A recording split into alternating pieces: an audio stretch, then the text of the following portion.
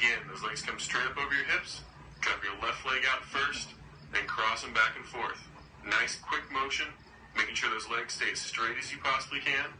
Bring that leg up over top of your hip, over top of your chest a little bit, and all the way back out to almost touching the ground, and right back up again. Make sure those abs stay nice and contracted the entire time, sucking that belly button in. Just keep that motion going under control.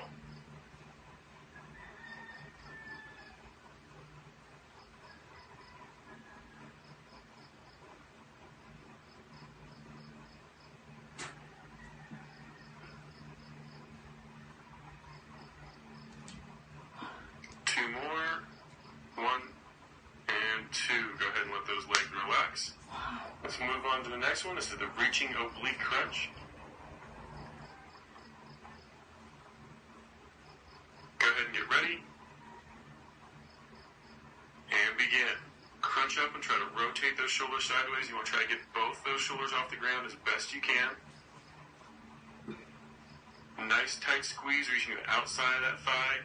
Try to keep those hips flat on the ground. Try not to let them roll.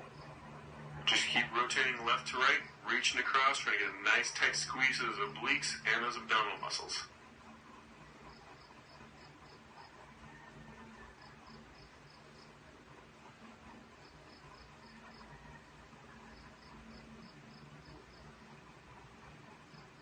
Got two more on each side. Nice tight squeeze, keep those abs contracted. And there's your last one right there. Go ahead and let it relax. Next one is going to be the Pilates side hip raise. Go ahead and get ready. And begin. Up on that left arm first, on that left side. Try to keep those knees relatively close together. You're going to try to shove those hips up as high as you possibly can. At the same time, pulling that left shoulder down towards that left hip. Get a nice tight squeeze to those obliques. Don't let those hips drop back down as far as is comfortable, but don't completely touch the ground. You want to keep just a little bit of a hover, then press it right back up. Nice tight squeeze every single time.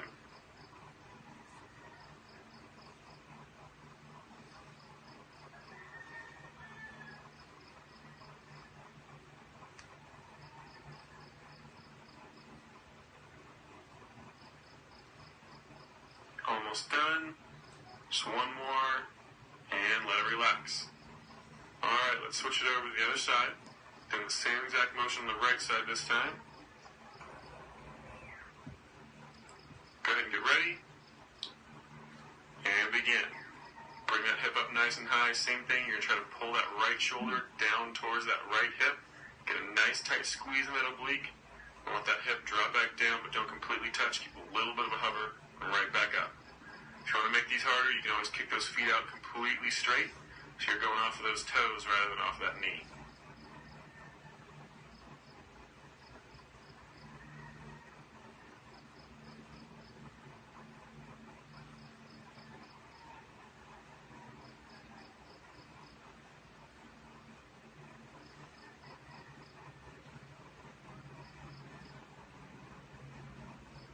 Almost done.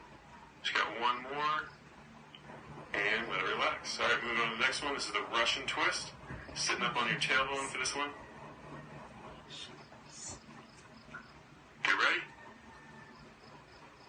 And begin. Lean back, keep that chest nice and straight. You want a nice straight line through that torso. Rotating left to right as far as you can. It's more about range of motion than it is about how fast you can do it. Now for the easier version, you can keep your feet on the ground just like we're doing here. Otherwise, if you want to make it more difficult, lean back just a little bit further and get those feet up off the ground so they're actually hovering off the ground just a little bit. Leaning back like that actually makes those core muscles have to work a lot harder to help you keep that balance. Burns more calories and makes it much more difficult to do the motion.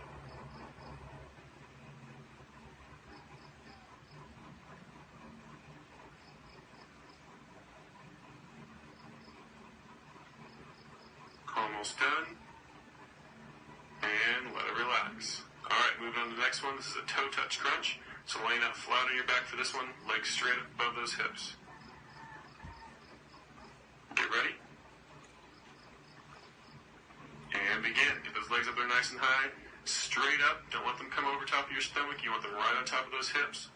Crunch up like you would with a regular crunch, but instead of forward, you want to go straight up like you're trying to touch those toes. The higher you get up towards those toes, the more those abs are going to have to work. Also, make sure as you lean back, you don't let those abdominal muscles release.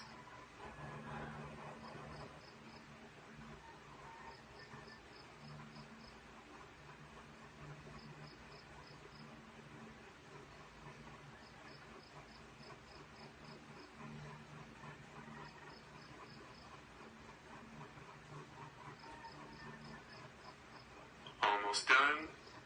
Just one more. And let it relax. Alright, moving on to the Pilates leg pulls facing down. Up into that push-up position. Get ready. And begin. Go ahead and get up in that push-up position. Nice straight line from your shoulder all the way down to your ankle. Alternating legs, lifting one then the other. Try to keep those hips as stationary as possible. Now, as you can see here, we're doing our push-up off of dumbbells, and that's just to relieve the tension on your wrist a little bit.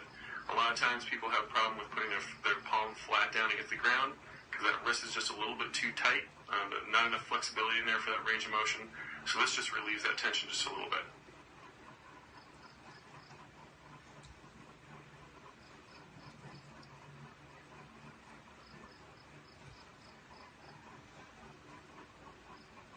Almost done.